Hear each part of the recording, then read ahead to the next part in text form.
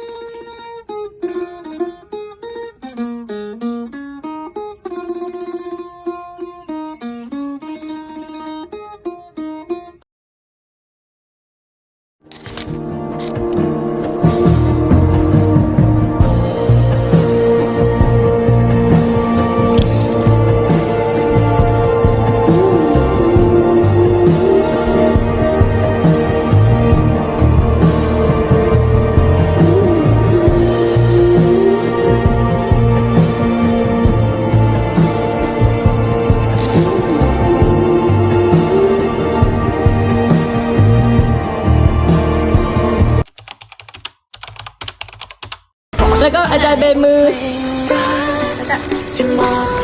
ว้ามันควรจะมีได้แค่เพลงเดียวเท่านั้นพอหากว่ามีมากเกินไปคำหวานสิ่งใดๆอาจจะทำให้ความหมายน้อยลงไปเช่นเดียวกับคำว่า